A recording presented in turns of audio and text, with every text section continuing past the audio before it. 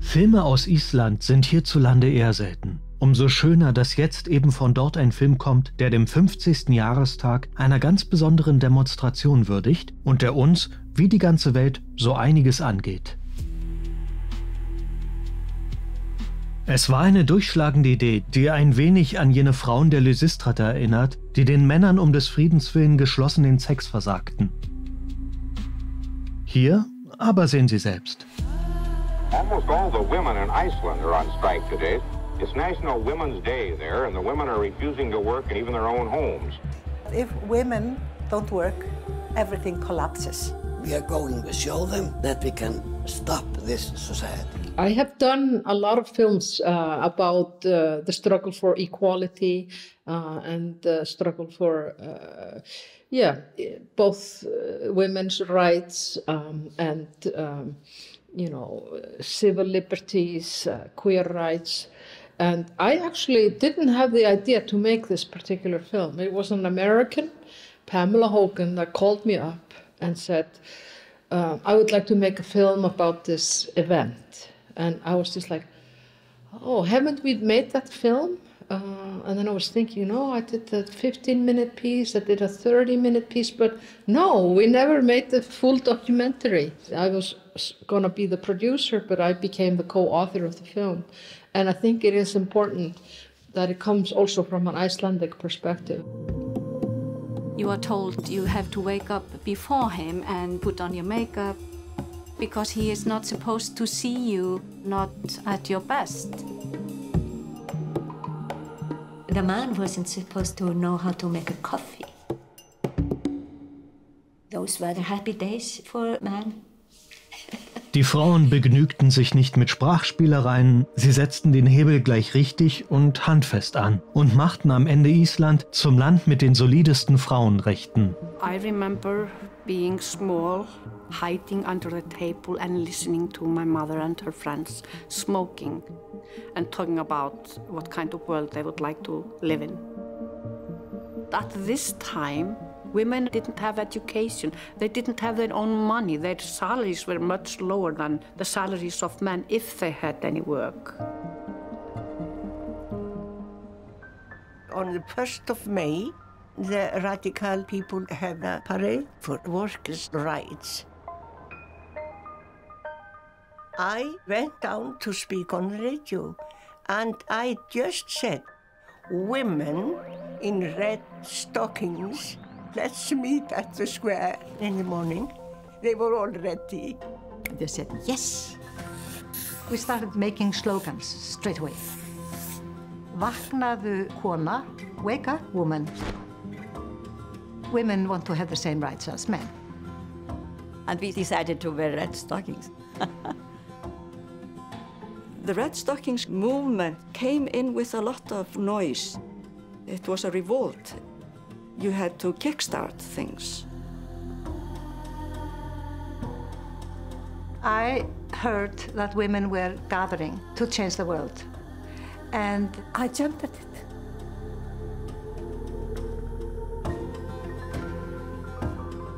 We were not only we, the troublemakers, there were fantastic young women gathering together. So we had a very broad scope. I was working with many women in the bank when this idea came for women to take a day off.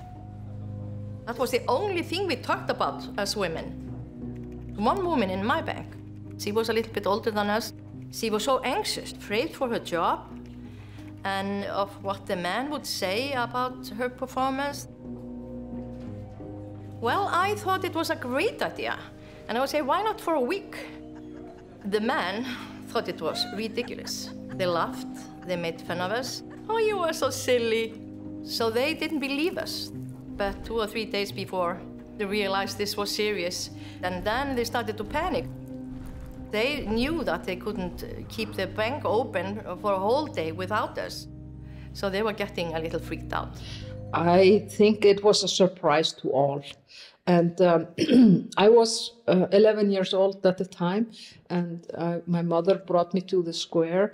And, I had goosebumps at the time because I had never seen such a big crowd in Reykjavik, not at May 1st parades or the National Day of Iceland, but this was totally, I think, unexpected because at the time you had a telephone and you could post posters, you could talk to the person next to you. They had no idea what the turnout was going to be. So like in the morning of 24th of October, they were like, okay, let's hope somebody shows up. And the women showed up. The beds were not made, dishes not washed, the telephone system went dead, theaters did not open, most of the schools were closed. We did not want to enter the power structure that was, we wanted to change it. No leader, we were all leaders. You could be a red stocking one time in your life, or just in the afternoon.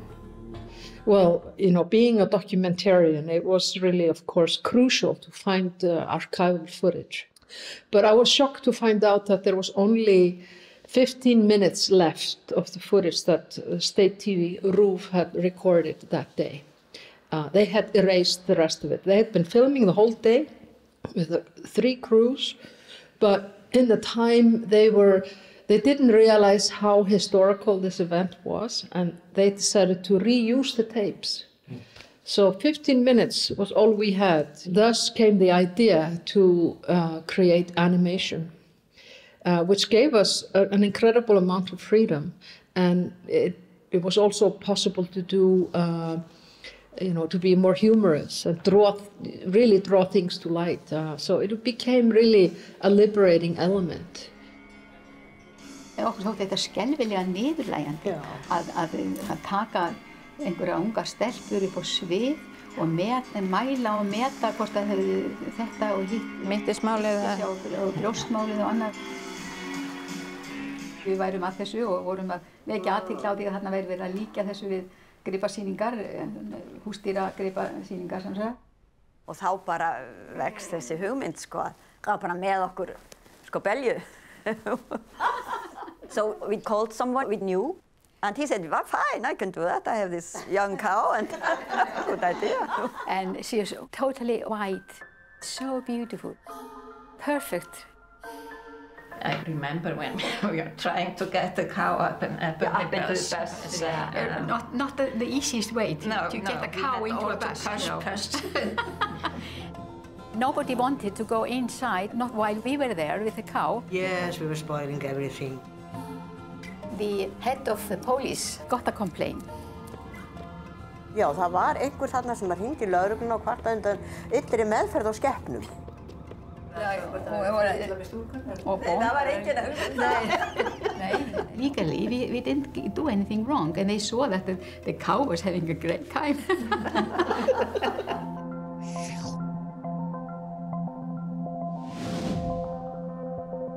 I'm afraid we destroyed this beauty contest.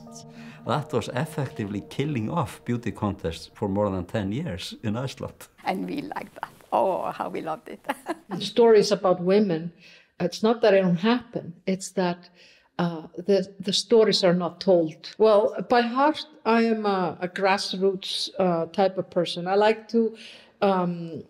would like to influence my peers. I would like to influence the times that I'm experiencing.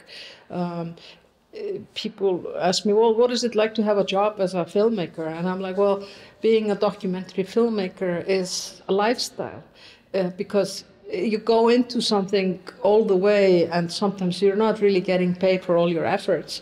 But, you know, at least once the film comes out and you can see that it's being seen around the world, that's really where my payoff comes. If ever the world sees a time when women shall come together for the benefit and good of mankind, it will be a power such as the world has never known.